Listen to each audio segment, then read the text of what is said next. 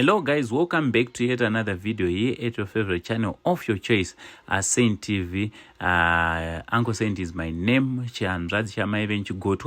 Mama. Yes, so today we are here in Highfields, Gwanzura. Yes, this is Madzibaba Moza. I think you all know him because of his great works, his philanthropic works, where he normally donates from cars, from wheelchairs, from beds in the hospitals, medications. You know, Madzibaba Moza is one of the people who is doing great works in this great nation of Zimbabwe. And also today he was still doing his great philanthropic work by throwing a party, end of year party for the kids of his church and all and the community as a whole. He normally do this each and every year. So I was honored to be part and parcel of this event. So sit back and relax.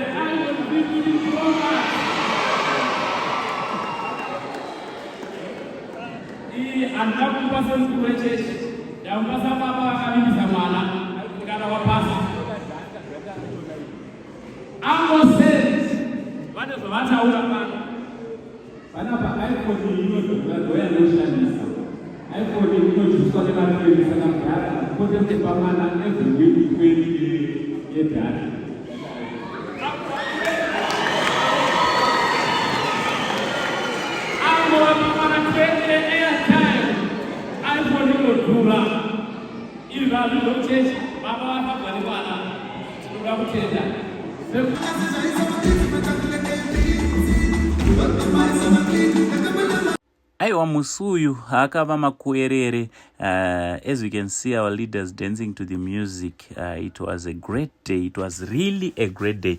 Yes, so I just want to encourage all our leaders to imitate Madzibaba Mozi, especially on his philanthropic mission. Yes, we have to imitate this great man, and also we have to celebrate him as you'll be leading by example. Yes, so we just want to hear from Madzibaba Moze what he have to say, especially concerning people who are in great positions. Aiwa, nonda mira avandi baba wangu anditi mwese muri wasukuru but avandi avanonzi Madzibaba Moze manje ndaida indino futi vanoti baba sindodayiwa sekuru. Ukaona ubaba wako uchigamuchirwa na usekuru uchigamuchirwa na baba kuri kuti hai usekuru sekuru wenyika andotenda nekuendosa makasimba here.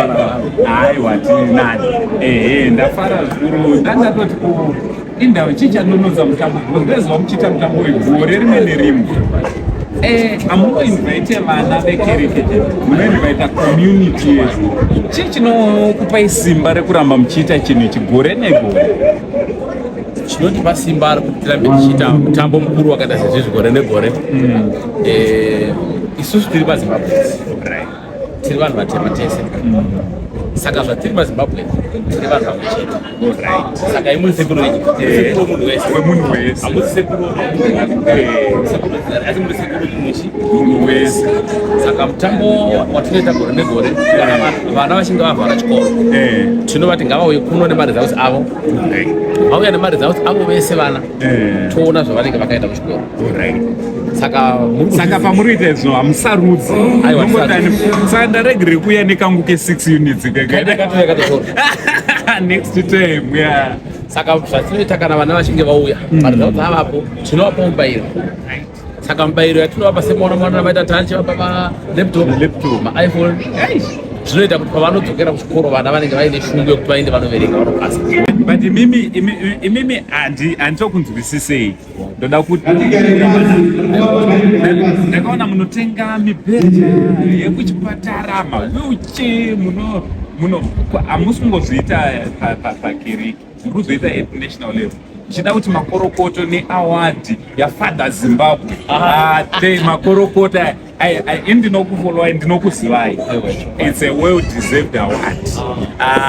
Ndoda kuzivisa ava ndo our Father Zimbabwe vakaitora, haisi award yavakafambira, aiwa vakatodanwa kunzi aiwa basa renyu rapopota ranzwika kure, ndo Father Zimbabwe vatinawo. Maizviziva here? So ndoda kuti muzvizive kuti Madzibaba Mozi is our Father Zimbabwe, meaning kuti Father Zimbabwe vedu the late havana kufa, and the spirit lives forever. Why? Because Madzibaba Mozi vakabva vangotora chitanda vakatanga kumhanya nayo.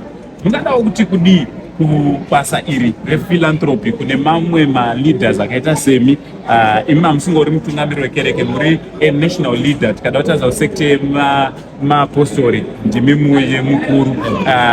Mungadawo kuti kudii kune vamwe vatungamiri? Tinoda kutenda nenguva ine yatawana Uncle chandoda kutaura kuvatungamiriri vemakereke, ndimi vana baba vevanhu, ndimi munogamuchira nhamo nematambudziko evanhu. Mubereki anogona kusaudzwa matambudziko nemwana wake, mubereki anogona kusaziva zvinonetsa mwana, asi isusu kana munhu achinge auya kuno anotaura matambudziko ake ese, mamwe tichimaona pamweya. Saka ndiri kuti kuvatungamiriri vemachechi, zvishoma nezvatinenge tichiwana izvozvo, ngatipei kunyika, ngatipei nevatonamata navo, ngatipei kuvakidzani vedu, ngatipei kumunhu wese. Zvinorevei izvozvo izvi? Zvinoreva kuti kana isu tichinge taratidza, inonzi lead by example.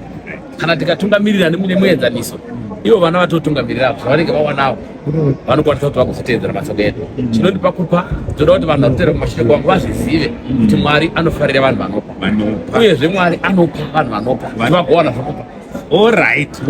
Baba mandidzidzisa nopa kuti vagowana zvekupa. Mwari anonyima kuti vagoshaya zvekunyima. Vanopa baba ndoda kuti mupabatise mati Mwari anopa vanopa kuti vagowana zvekupa. Anonyima kuti vagoshaya zvekunyima. Wisdom maiona iri pana. Zvimwe zvacho mukazondiona ndichiita sekunge ndine two wisdom ndichanaka, ndine chingotoredzera kuna baba wamanzwa mashoko makuru, ukanyima newewo uchangonyimwawo kuti ugoshaya futi zvekunyima. So thank you so much, ndafara zvakanyanya. Murambe muchiitwa zvakanaka naMwari, nerudo rwenyu kuvadiki. Bhaibheri rinototi anziregai vana vadiki vauye kwandiri. Aiwa tatenda. From Uncle Saint naMadzibaba Mozi for now tichiti it's much love and God bless.